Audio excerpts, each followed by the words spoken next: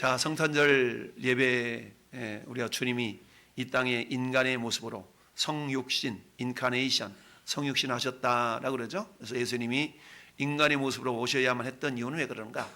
인류의 죄의 문제 해결하시기 위해서 그랬다. 여러분, 인간은 돈으로도 권력으로도 권세로도 어떤 것으로도 해결할 수 없는 두 가지 문제가 있다라고 그랬죠. 절대적으로 해결할 수 없는 문제, 첫 번째 죄 문제. 여러분, 왜 죄 문제를 해결할 수 없을까요? 그것은 모든 사람이 죄인이기 때문에 그렇습니다. 여러분, 우리가 죄를 지어서 죄인일까요? 죄인이어서 죄를 지을까요? 네. 세상에서는 죄를 지어야 죄인이라 그러죠. 근데 성경에서는 죄인이기 때문에 죄를 짓는다라고 말합니다. 여러분, 따라서 성경이 말하는 죄와 세상이 말하는 죄는 사뭇 같은 면도 있지만 다른 부분이 많이 있죠. 그래서 세상에서 말하는 죄는 윤리 도덕적으로 행위가 드러날 때 그들 죄라고 말하지만 성경은 어때요? 사람의 마음의 중심을 보시는 하나님, 마음의 중심, 동기부터가 다르죠. 근데 그 동기가 하나님의 말씀에서 벗어날 때 그걸 죄라라고 표현합니다. 그래서 하마르티아라는 말은 이런 관역에서 벗어났다. 화를 관역을 향해 확 쏘는데 관역에서 벗어나는 거예요. 우리나라 양궁 선수들은 얼마나 화를 잘 쏩니까? 그런데 그 10점 만점, 정말 10점, 9점, 8점 이 관역에 동그라미 안에 넣기도 힘들 텐데 우리나라 선수들은 막 10점을 많이 쏴대잖아요. 그런 것처럼 관역에 쏘는 그 관역에 잘 맞추는 것이 바른 건데 이게 공의, 정의라고 할 수 있다면 죄라는 것은 그 관역을 벗어나는 거예요. 그럼 관역이 뭐냐? 관역은 하나님의 말씀이라고 표현할 수 있죠. 따라서 말씀을 벗어나는 우리의 생각과 행동과 모든 말과 행동과 생각 이 모든 것이 죄다라고 말씀할 수가 있죠. 여러분, 사과나무는 사과 열매를 맺죠. 배나무는 배를 맺습니다. 여러분, 사과나무가 사과 열리는 걸 보면서 우리가 이상하다. 왜 사과가 열리지? 배가 안 열리고 이런 사람 아무도 없어요. 왜냐하면 사과나무에서는 당연히 사과가 열릴 것을 우리가 알고 있기 때문이죠. 마찬가지 우리 인간이 죄인이라 그러면 나 죄 안 지었어 하는 사람들 많습니다. 나는 법 없이도 살 사람이야 라고 말하는 사람 많죠. 성경은 사도행전 17장 26절에 우리 하나님께서 모든 인류를 한 혈통으로 만들었다고 그래요. 그 한 혈통이 아담의 혈통입니다. 근데 아담이 에덴 동산에서 하나님께서 금하신 선악을 알게 하는 열매를 먹으면 정령 죽으리라 라는 말씀을 듣고도 그 말씀을 어겼죠. 그러니까 여러분, 이 법이라는 것이 하나님 나라에도 법이 있고 세상 나라에도 법이 있어요. 보통 법이라는 것은 크게 명령이죠. 명령. 첫째 명령 부정명령, 둘째 명령 긍정명령. 이게 명령이라는 것은 뭡니까? 법이라는 것은 하라와 하지 말라 이 두 가지로 되어 있어요. 이 길은 시속 60km이기 때문에 너무 과속하지 마시오 라고 하지 마시오라고 했죠. 그러니까 하지 마시오 또는 이렇게 하시오 이렇게 해야 됩니다 라는 것은 하라는 명령과 하지 말라는 명령, 법이라는 게 그게 두 가지죠. 마찬가지 에덴 동산에서 하나님께서도 아담과 하와에게 법을 주셨는데 그 법이라는 것은 긍정명령과 부정명령이었죠. 긍정명령 뭡니까? 동산에 있는 선악을 알겠는 나무의 열매 이거 빼고 전부 다 먹어도 좋다 먹어라 라 그랬죠. 그리고 금지명령은 선악을 알게 하는 열매를 먹지 말아라 이 두 가지잖아요. 하라는 것과 하지 말라는 것. 그런데 하라는 걸 열심히 하다가 하지 말라는 걸 하는 바람에 에덴 동산으로부터 쫓겨났죠. 에덴 동산에 쫓겨난 것은 하나님과 교제의 단절이요, 다른 말로 하면 따라합시다. 죽음, 사망, 죽음이 왔다는 얘기입니다. 죽음이란 뭐냐? 죽음은 단절을 의미해요. 단절. 그래서 사람이 죽었다 그러면 돌아가셨어요 라고 표현하잖아요. 그러면 죽었다는 것은 뭐예요? 우리 육체와 영혼이 분리되는 것이 죽음이죠. 그래서 죽음이 왔는데 그 죽음이라는 것은 결국 죄의 결과라는 얘기입니다. 여러분, 이 땅에 살아가는 사람 가운데 죽지 않은 사람이 있어요? 물론 성경상에 엘리야와 에녹 두 사람은 죽음을 맛보지 않고 하나님께 데려가셨지만 그 외에 그 누구도 죽지 않은 사람은 없죠. 다 죽습니다. 근데 죽음이라는 것은 무엇 때문에? 죄 때문에 죽음이 오는 겁니다. 그래서 죄의 삭은 사망이요 죄값은 사망이라 그랬어요. 그래서 죄 때문에 우리 인간에게 죽음이 왔는데 이 죄와 죽음의 문제를 이 땅에 있는 그 어떤 존재도 해결할 수 없어요.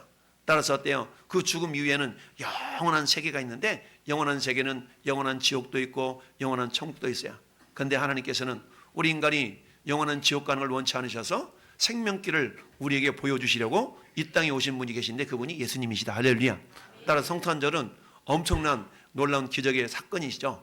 물론 우리가 어제 그저께 오늘까지 여러분 미가서 4장 5장 두 장을 통해서 예수 그리스도께서 베들레헴에 오시겠다는 예언의 말씀, 정말로 참혹한 그런 어두운 현실 가운데서도 빛으로 이 땅에 오실 예수 그리스도를 주님이 오시기 주전 700년경에 미가 선지자를 통해서 예언한 그 말씀. 근데 예언대로 700년 후에 예수께서 베들레헴에 태어나셨죠. 할렐루야. 근데 어떻게 태어났어요? 아기 모습으로 태어났죠. 오늘 말씀 보니까 그렇게 얘기하고 있어요. 동방의 박사들이 왕의 말을 듣고 갈새에 동방에서 보던 그 별이 문득 앞에 인도하여 가다가 아기 있는 곳에 위에 머물러 서 있는지라. 그러니까 아기 예수께서 태어난 그곳으로 박사들을 인도해 간 것을 우리가 알 수가 있습니다. 야, 이곳이구나. 크게 기뻐하고 기뻐하더라. 기쁨이라는 말은 카라라고 그랬죠. 기뻐하다. 카이로 그런다 그랬는데 기뻐하고 기뻐했다. 집에 가 들어보니까 아기와 그 어머니 마리아가 함께 있는 것을 보고 엎드려 아기께 경배하고 보배합을 열어 황금과 유향과 몰약을 예물로 드렸더라. 할렐루야. 이게 오늘의 스토리죠. 그렇다면 성탄절을 맞이해서 오늘 말씀의 제목 한번 고백합시다. 보배합을 열어라. 보배합을 열어라. 여러분, 보배합을 열어라 라는 말씀의 제목을 통해서 이 성탄절에 주님이 저와 여러분들에게 주시는 메시지가 뭔가 우리가 생각해 보면, 자, 첫 번째 따라합시다. 보배로 임하신 예수님. 그렇죠. 예수님이 어떻게 임하셨다고요? 보배로 임하셨다. 보배, 보화, 보배로 임하셨죠. 자, 여러분, 우리 예수님은 보배입니다. 골로새서 2장 3절 보니까 예수께서 어떤 분인가를 이렇게 설명을 합니다. 예수님 안에는 모든 보화가 감춰져 있다. 그 안에는 지혜와 지식의 모든 보물이 감춰져 있다라고 말합니다. 그러니까 예수님을 표현할 때에 예수님 안에는 모든 지혜와 지식과 보물이 그 안에 있다는 겁니다. 할렐루야. 그러니까 예수님이 뭐라고요? 보배란 얘기죠. 할렐루야. 여러분, 욥기서 22장 24절에도 내 보화를 티끌로 여기고 오빌의 금을 계곡의 돌로 여기라. 마치 최영 장군이 돌을, 황금을 보기를 돌같이 여기라 라는 그런 유명한 말 있잖아요. 그런 것처럼 욥기서에도 22장 24절 25절 말씀에 내 보화를 티끌로 여기고, 여러분이 아주 보물처럼 그 여기는 그걸 티끌로 여기래요. 그리고 오빌의 금은요 굉장히 순도가 높은 금을 말하는 거거든요. 오빌의 금을 뭘로? 계곡에 돌로 여기라. 하찮게 여기라는 얘기입니다. 그럴 때 어떤 복이 많으냐? 이렇게 말씀하고 있습니다. 따라서 그리하면 전능자가 내 보화가 되시며, 전능자가 내 보화가 된다는 얘기죠. 여러분, 눈에 보이는 황금, 이걸 하찮게 여기라는 거죠. 그러면 진정한 보물이 예수 그리스도, 하나님께서 진정한 너희의 보물이 되신다라고 말씀하고 있습니다. 근데 그 하나님이 이 땅에 인간의 모습으로 오셨기 때문에 예수님이 실질적인 보물, 보화가 되신다라는 얘기입니다. 여러분, 그런데 아무리 귀한 보배가 있어도, 보화가 있어도 그 값어치를, 그 가치를 깨닫는 사람이 있고 그 가치를 모르는 사람이 있죠. 여러분, 금은방에 가가지고 이게 보석인데요, 우리 어머니한테 물려받은 보석인데요, 이거 좀 팔아먹으려고 그러는데요, 감정 좀 해주세요. 그랬더니 어때? 이거 가짜인데요? 이런 경우가 많잖아요. 몇십 년을 이렇게 간직해와서 보니까 이게 가짜인 거야, 가짜. 짝퉁이었다는 얘기, 짝퉁. 이런 경우가 많이 있죠. 이 가치를 알아보지 못한다 그러면 이와 같은 일이 발생할 수가 있다는 얘기입니다. 그런데 여러분, 잠언서 21장 20절 말씀에도 이렇게 얘기하고 있어요. 지혜 있는 자의 집에는 귀한 보배와 기름이 있으나 미련한 자는 이것을 다 삼켜버리느니라. 삼켜버린다는 얘기는 없애버린다는 얘기인데요. 여러분, 지혜로운 자, 지혜 있는 자 집에는 귀한 보배와 기름이 있다는 얘기죠. 귀한 보배. 무슨 말입니까? 예수 그리스도를 내 마음에, 우리 가정의 구주로 믿고 섬기는 가정, 이런 가정은 보배가 보배인 것을 알 수 있는 자라는 얘기인데, 이처럼 예수님이 이 땅에 보배로 임하신 줄 믿습니다. 자, 근데 이 땅에 오셨는데, 자, 보배가 어디로 임했냐? 땅으로 임하신 보배. 자, 지극히 높은 곳에는 하나님께 영광이요, 땅에서는 기뻐하심을 입은 자들 가운데 평화로다. 하나님이 기뻐하심을 입은 자들 가운데 평화로다. 평화의 왕으로 예수님이 이 땅에 오셨고, 그분이 보배이신데 땅으로 임하신 보배, 여러분 누가복음 2장 7절 첫 아들을 낳아 강물을 싸서 구유에 뉘었으니 이는 영안에 있을 곳이 없습니다. 하나님이 친히 이 땅에 사람의 모습으로 오셨는데 낮고 낮은 땅으로 이 땅에 오셨다. 그러니까 땅으로 임하셨어요. 근데 땅으로 임하실 때에 그 주님은 그저 오신 것이 아니라 은혜와 진리로 오셨다라고 성경은 말씀하고 있습니다.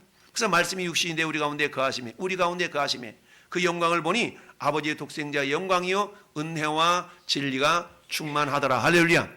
우리 예수님은 그야말로 저 달나라로 임하신 것이 아니고 우리가 살고 있는 이 땅으로 예수님이 임하신 줄 믿습니다. 그런데 어때요? 그 예수님이 보배로 이 땅에 오셨지만 보배의 가치를 깨닫는 자가 있고 보배의 가치를 깨닫지 못하는 자가 있죠. 그래서 성경은 마태복음 13장 44절에 천국은 마치 밭에 감춘 보화와 같다.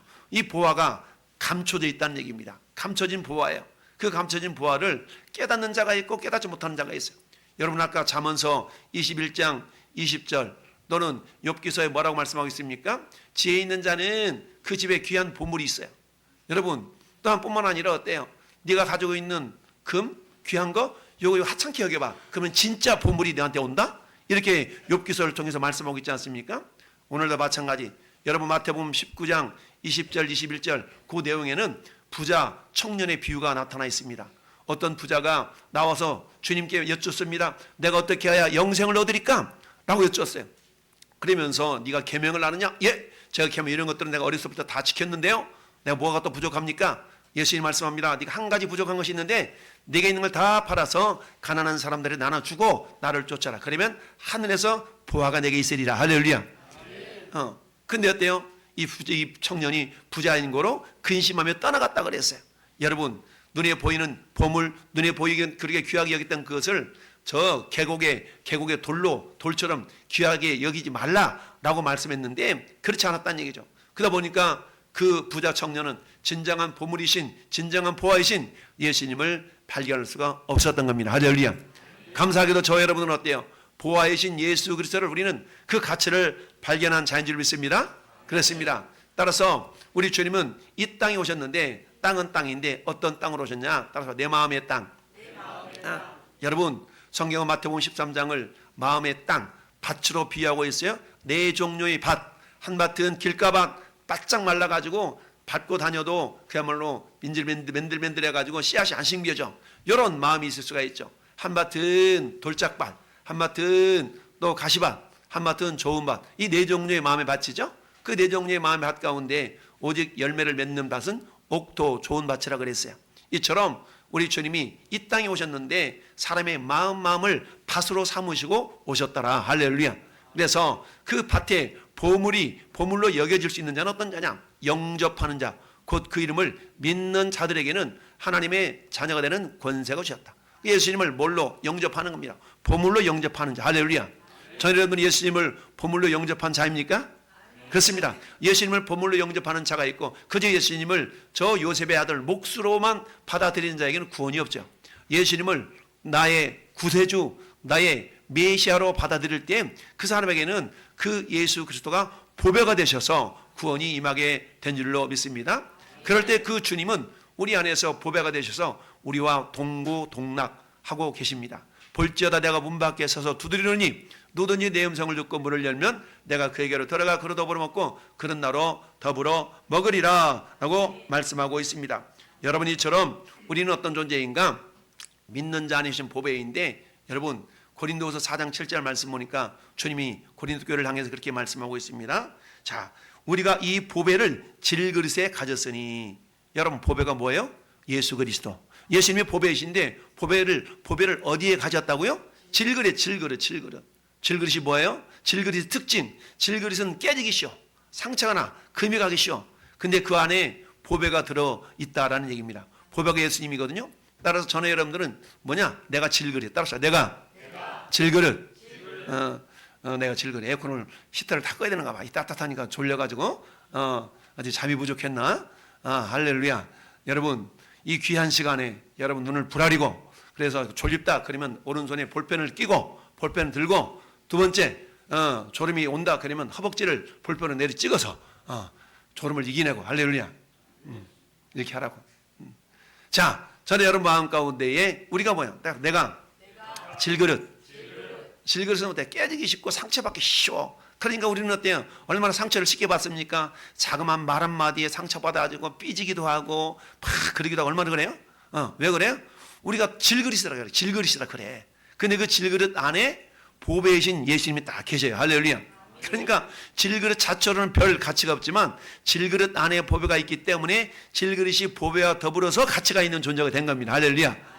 그래서 믿는 자 안에 오신 보배, 우리가 질그릇이지만 주님은 우리를 보배합 삼으셔서 우리 안에 계신 줄 믿습니다. 여러분, 보배합은 질그릇인데, 그런데 질그릇 같은 보배합이지만 그 안에 보배가 우리 안에 계십니다. 할렐루야. 보배이신 주님이 계셔요. 따라서 보배이신 그 주님은 우리에게 어떤 역할을 하시냐? 그 주님은 생명이 되신다. 할렐루야. 따라서 생명이신 보배. 여러분, 가장 귀한 것이 생명 아니겠어요? 생명이 있냐 없냐? 여러분, 생명이 사라지면 죽은 시체야. 생명이 있기 때문에 내가 살아있는 존재, 사람이 된 겁니다. 그래서 생명이신 보배이신데, 여러분, 예수님은 그 생명을 주시기 위해서 에덴 동산에서 생명나무 열매는 먹어도 좋다라고 말씀하신 거 아니겠습니까? 그런데 어때요? 죄가 들어오니까 생명나무 열매를 먹지 못하도록 천군 천사들을 탁 두루도는 화염검으로 불칼로 그 에덴 동산을 딱 막아버린 거 아니겠어요? 생명나무 열매를 먹지 못하도록. 생명나무 열매를 먹지 못하는 것 어때? 인간에게 죽음이 온 겁니다. 할렐루야. 오늘날도 마찬가지. 생명나무 열매는 주님이 주시는 생명의 말씀인 줄 믿습니다. 우리 주님의 말씀이 생명이요, 내가 너에게 이르는 말이 영이요 생명이라 했기 때문에 우리 주님은 내가 곧 길이요 진리요 생명, 주님이 생명이시고 주님의 말씀이 생명입니다. 할렐루야. 따라서 주님이 내 안에 계시다는 얘기는 생명이 내 안에 있다라는 얘기입니다. 그래서 어때요? 그 생명이신 주님이 내 안에서 어떻게 하세요? 생명으로 역사 나타나야 된다라는 얘기인데, 여러분, 이처럼 생명이신 주님이 우리 안에서 이렇게 계시면서 증거는 이것이니 하나님 우리에게 생명, 영생을 주신 것과 이 생명이 그 아들 안에 있는 것이니라. 그러니까 생명은 우리 안에 없어요. 생명은 주님 안에 있는 거예요. 할렐루야. 주님 안에 생명이 있고 생명이 있는 그 주님이 우리 안에 이렇게 오셨기 때문에 우리가 생명을 얻게 된 겁니다. 할렐루야. 근데 그 생명이 멈추지 않고 계속적으로 공급받기 때문에 영생에 이르는 존재가 되는 거예요. 할렐루야. 그래서 주님을 모시고 있기 때문에 주님을 모시고 있는 우리 안에는 마치 우리가 배 가운데, 여러분, 그 핵잠수함이라는 게 있잖아요. 핵잠수함은 어떤 연료를 공급하지 않는 몇 년씩 핵으로 이렇게 말미암아서 에너지를 공급받아서 움직이는 잠수함이 핵잠수함이잖아요. 그런 것처럼 핵과 같은 존재가 우리 안에 계시기 때문에 에너지가 지속적으로, 생명이 지속적으로 공급받을 수가 있는 겁니다. 할렐루야. 그래서 그 생명이 멈추지 않고 우리가 영원한 천국에 이를 때까지 우리 주님으로부터 생명을 공급받아서 우리는 어떤 자가 되냐면, 따라서 영생을 누리는 자.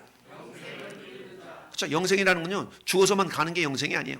이 땅에서부터 주님의 생명을 지속적으로 공급받을 때에 그 생명이 끊어지지 않기 때문에 영생을 얻는 자가 되는 것이죠. 그래서 아들이 있는 자에게는 생명이 있고 하나님의 아들이 없는 자에게는 생명이 없느니라 라고 말씀하고 있습니다.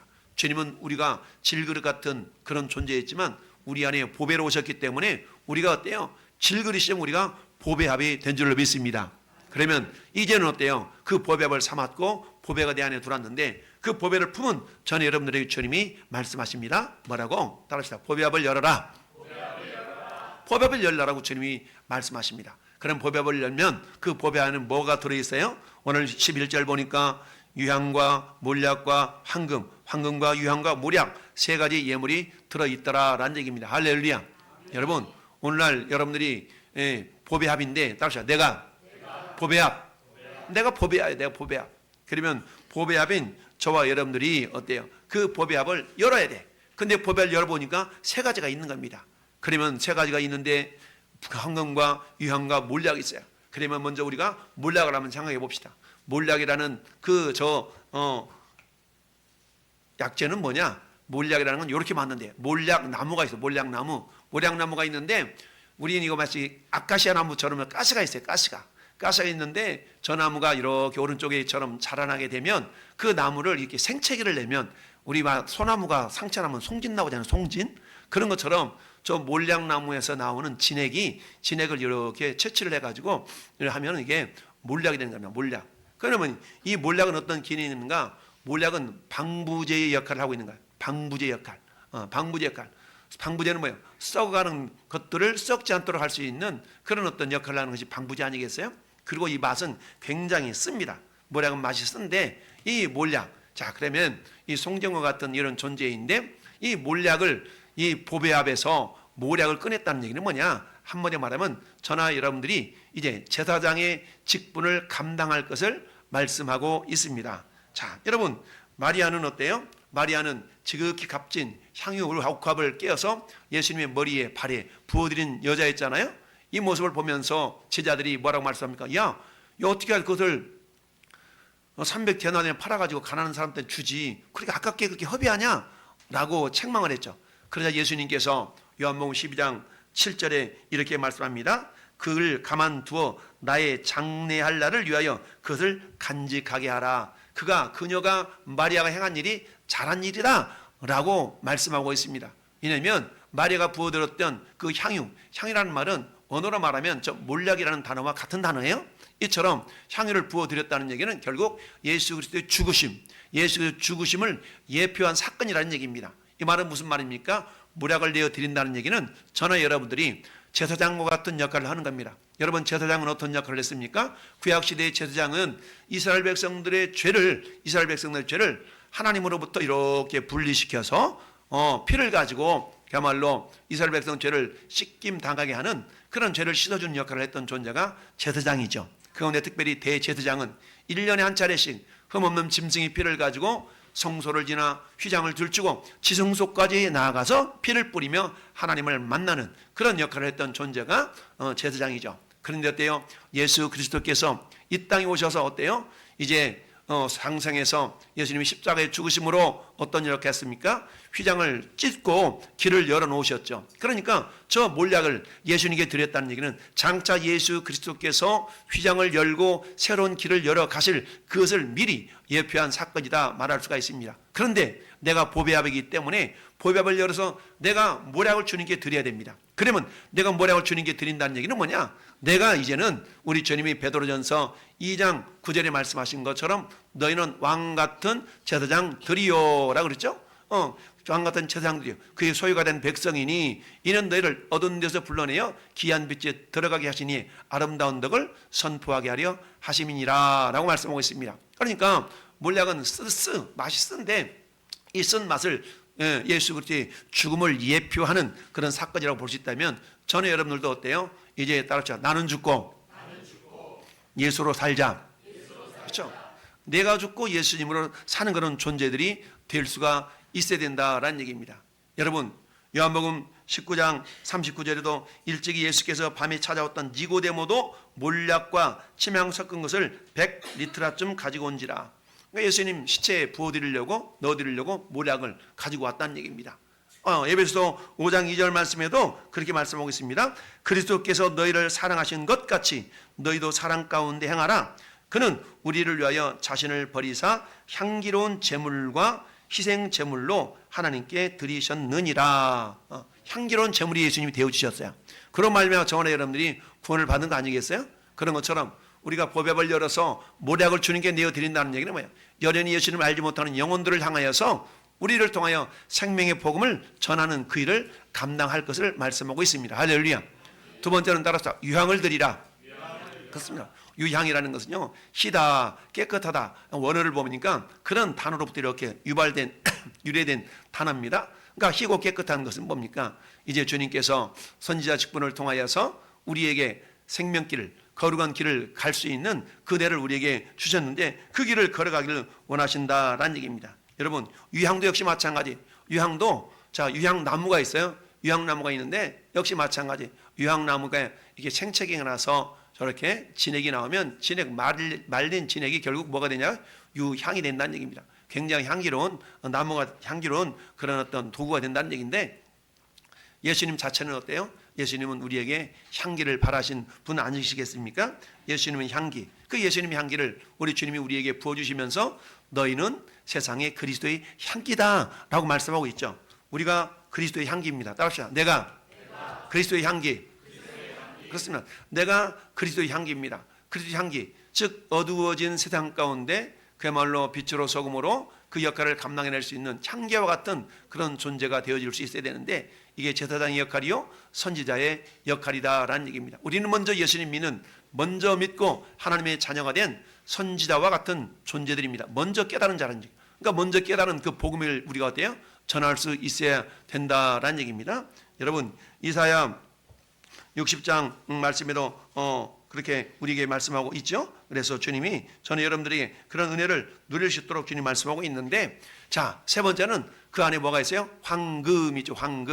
황금이라는 것은 밝다, 밝음이라는 단어에서 온 그런 단어인데, 한마디로 말하면 황금은 통치를 의미합니다. 그러니까 황금은 어때요? 왕의 권세를 말씀하고 있죠. 그래서 말씀으로 다스리라라는 얘기입니다. 자, 예수님은 내가 세상의 빛이다라고 주님이 말씀하고 있죠. 주님은 빛으로 오셨어요. 그래서 얻은 모든 것들을 다 물리쳐 이기시고 빛으로 오셔서 우리의 모든 어둠의 요소들을 다 물리쳐 주셨습니다. 그러면서 뭐라고 말씀하세요? 너희가 세상의 빛이다. 예수님이 내가 세상의 빛이다라고 말씀하시면서 그 예수 그리스도를 영접한 우리에게 이제 너희가 세상의 빛이다 라고 말씀하고 있죠. 그러면서 그 빛을 비추라 라고 말씀하고 있습니다. 이사야 60장 1절 2절에 일어나라 빛을 발하라 라고 말씀하신 것처럼 우리 지금 우리에게 빛을 발할 것을 말씀하고 있습니다. 근데 이 빛을 어떻게 발합니까? 빛을 어떻게 발해요? 우리가 발하는 빛이라는 것은 선행 착한 행실 뿐만 아니라 따라서 말씀의 빛, 그렇습니다. 말씀의 빛을 발할 수가 있는 존재가 되어야 된다는 얘기입니다. 시편 119편 127절에 그러므로 내가 주의 계명들을 금 곧 순금보다 더 사랑하나이다. 여러분 눈에 보이는 금보다도 말씀을 금보다 더 귀하게 여기는 하나님의 사람들이 될 수 있기를 바랍니다. 오늘 보배압을 열어라 라고 하는 말씀 가운데서는 이처럼 동방박사 세 사람이 아기 예수님께 나와서 황금과 유향과 몰락을 예물로 드렸다면 이제는 우리 주님 보배가 되신 예수님이 우리 안에 우리를 보배합 삼으셔서 우리 안에 거해 계신 줄 믿습니다. 그러면 우리는 어때요? 그 예수님을 모시고만 있는 존재가 아니라 이제 그 보배압을 열어서 마치 물약과 유향과 황금처럼 그 역할을 감당해야 되는데 그게 예수께서 그리스도의 역할을 감당하셨던 것처럼 저는 여러분들은 어때요? 그야말로 제사장 같은 존재가 되어져서 여전히 예수님을 알지 못하는 자들을 예수님께로 인도할 수 있는 제사장의 역할을 감당해야 되는 것뿐만 아니라 둘째, 내가 어떻게 살아야 될 것인가? 우리 이 땅에서 그야말로 내가 먼저 주님의 말씀을 경험하고 말씀을 이렇게 양육하며 가르칠 수 있는 마태복음 28장 20절 말씀처럼 가르쳐 지키게 하라. 할렐루야. 그 말씀처럼 우리를 통하여서 먼저 깨달은 말씀들을 잘 증거하고 전할 수 있는 그런 존재들이 되어야 된다는 얘기고, 세 번째는 어때요? 우리 주님 말씀합니다. 너희는 왕 같은 제사장들이라 라고 말씀하고 있습니다. 여러분 말씀으로 어둠 속에 있는 영혼들을 살려서 말씀의 권세로 그들을 정복하고 그야말로 주님의 나라를 이루어가는 그런 왕 같은 존재들. 그래서 주님 뭐라 말씀합니까? 너희가 주님의 나라 천국에서 주님과 함께 왕노릇한다라고 그랬잖아요. 여러분 왕노릇한다는 것은 뭐라고 그랬습니까? 주님의 권세에 함께 참여하면서 살리는 일, 그런 살리는 일을 우리가 함께 동역하며 동참할 수가 있다라는 얘기입니다. 여러분 주님이 이 땅에 오신 이유는 왜 그러냐? 우리는 질그릇과 같은 우리 안에 보배가 없다면 우리 질그릇이야. 질그릇은요 그렇게 썩 귀하지 않아. 그렇지만 보배가 우리 안에 오셨기 때문에 우리가 귀한 존재가 된 줄로 믿습니다. 우리를 보배합 삼으셔서 우리 안에 임재해 계신 그 주님이 이제 그래 나를 모시고만 있지 말고 나를 증거하고 자랑하라 라고 주님이 말씀하고 있습니다. 결론으로 우리 이렇게 봅니다. 자, 결론을 맺습니다. 시작. 질그릇 같은 나를 보배합 삼으셔서 내 안에 보배로 임하신 예수 그리스도를 보배합을 열어 주님 십자가 복음을 전하며 세상을 밝히는 왕 같은 제사장이 되라. 아멘.